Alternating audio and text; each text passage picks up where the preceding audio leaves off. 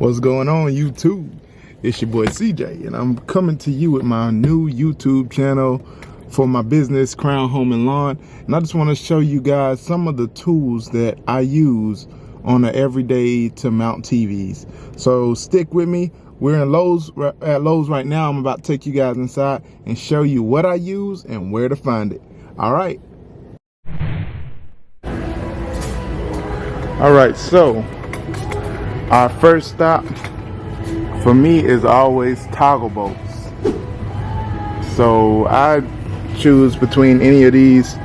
Honestly, I don't really see a difference other than they hold different weights. So this one holds up to 802 pounds in concrete, 238 pounds in drywall. This one is the one I do use more commonly. It holds up to 265 pounds in drywall and 1,080 pounds in concrete. So yeah, these are a lifesaver when you have those mounts that you just can't mount on the stud. These are the absolute best solution for it, and I've never had a TV fall yet. Alright guys, so we're coming up to one of the absolute most important things you could ever have when mounting a TV, and that is a stud finder.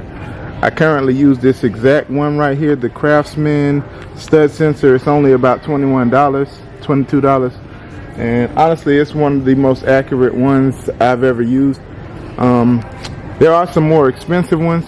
Expensive doesn't necessarily mean it's better, but I do encourage you to test it out for yourself and see which ones you like better, because I use two of them actually. I have a Ryobi one as well that I use, because with stud finders it's never always 100% accurate. So you can never be, you don't want to base everything off of it. You're gonna be drilling 1,000 holes. So I recommend having two, so that you can verify, that the stud is actually where they say the stud is, because I've had that issue too. And you learn from experience. So learn from my experience and my mistakes so that you don't have to make them. All right guys, the third stop is levels. No matter which one you choose, just make sure that it's at least 21 to 24 inches. You want to have something that can fit across the length of most TVs. And yeah, this is actually the one I use right here. And as you can see, it's only $12.98, so good price. I'm a bargain shopper. Alright guys, so this is one of those finishing touch type items. You gotta have microfiber cloths. Whenever you mount TVs, you have a tendency to touch the screen, and some people's TVs aren't brand new, so they don't always have a screen protector on them. So I highly recommend carrying a microfiber cleaning cloth to wipe it down when you're done.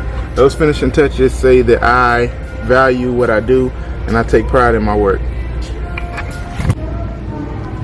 Alright, so we're on to our next tool that you'll need. But while I'm headed there, I want to talk about cord concealers. Lowe's doesn't sell the one that I use. I get it off Amazon, and I can put that link below. But cord concealers are your best friend.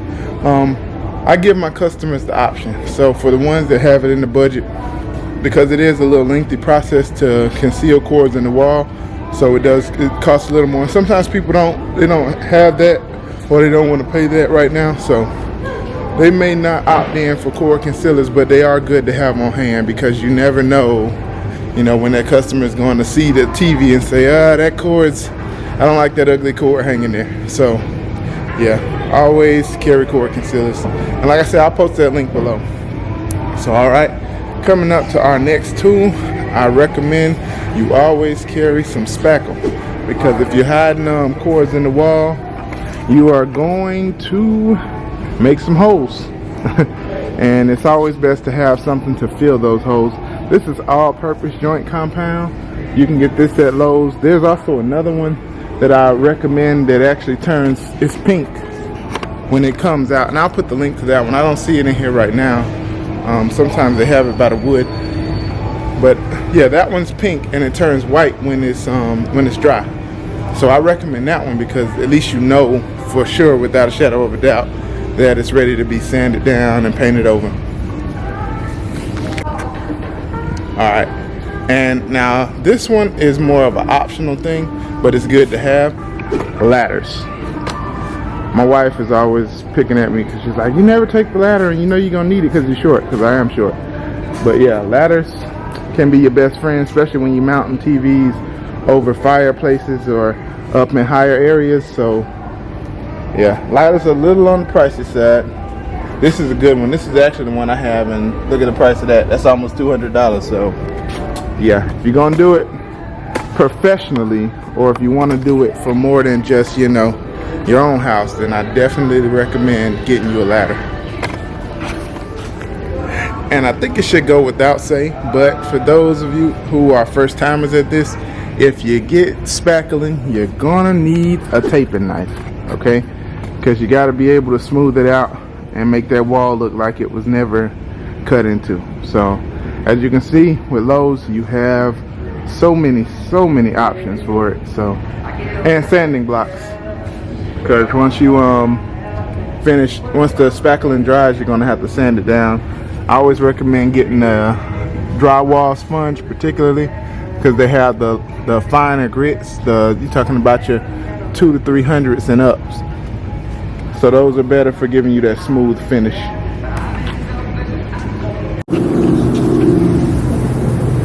Alright guys, so that's it. Those are the basics that you'll need for almost every TV mounting job. That's what I use on a regular. Like I said, especially toggle bolts. I have to keep a supply of toggle bolts on hand. I have actually a separate toolbox, which I got to shout out the Ryobi Link System toolbox. It is the best that I've ever used. I'll be reviewing that later on, but yeah, I have a separate toolbox that I keep all my TV mounting stuff in, just so that when I come to every job, I'm ready to go.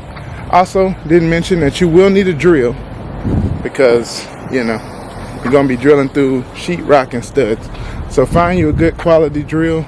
I recommend Ryobi because it's quiet and it's powerful, and it's what I've been using the most. So yeah, definitely check them out. They have the best prices on their tools, and they're always giving more discounts on top of that. And when you buy batteries, you get free tools and stuff. So Ryobi is definitely leading the way when it comes to tools. So yeah, I'll actually take you guys inside of my toolbox real quick so you can see some of these items. Climbing up on the back of my truck. Don't laugh if I fall. But yeah, mine sits outside, so it gets rained on.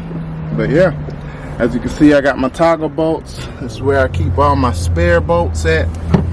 I have my drill bit set, which I didn't touch on in the store. I always make sure you have drill bits for every occasion. I also keep my 1/2 inch here, because when you're installing toggle bolts, you have to have a 1/2 inch bit to drill the hole for them. And so that's my Ryobi. I use the Impact more than anything. It's just my favorite choice of drills. These are the stud finders that I wasn't able to show you in the store because they don't sell Ryobi at Lowe's. It's a Home Depot brand, and the Craftsman one that I have. I also recommend keeping a screwdriver for those, especially one with a long shaft, because when you're screwing in those final bolts on the TV mount, it's good to have something that can reach. I keep a tape measure because I check my work 3 times, actually, not just twice, because studs are generally 16 inches apart. So you want to make sure that your stud is 16 inches apart, because even stud finders make mistakes. At least 2 microfiber cloths, a backup level in case my long level, in case I forget it. And this I didn't show you as well, but it was on the same aisle as the spackling. This is Fit-A-Band tape for patching up holes in the wall. So you don't just put just the spackle by itself, you actually have to also put some Fit-A-Band, however you pronounce that. But like I said, I'll put the link in the description. So yeah guys, that is it. Those are my everyday tools. I'm actually about to go mount a TV now, 4 of them. So I'll take you guys with me on that journey and time lapse through it so you can kind of see the process.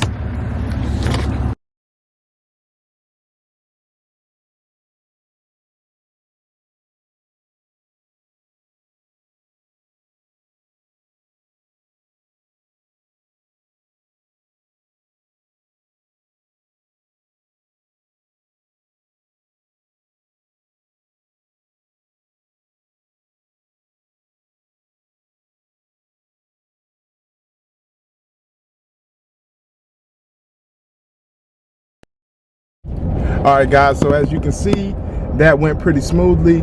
I did forget to mention to you guys some other things that you might want to remember when you mount TVs. One, every screw mounting kit comes, every TV mounting kit comes with the 1/2 inch bolts.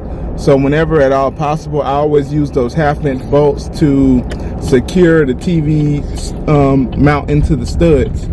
And that's honestly your best bet. If you can get lucky and get your mount on all four screws on studs, then that TV is not going anywhere, and you can save the toggle bolts for another job.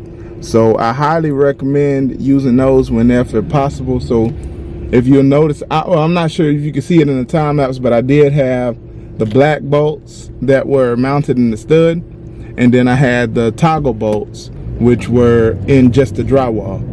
And so the TV is fully secure all the way around, and the weight is evenly distributed. Alrighty, so that's it. On the way to another job, and I may record that one, I may not.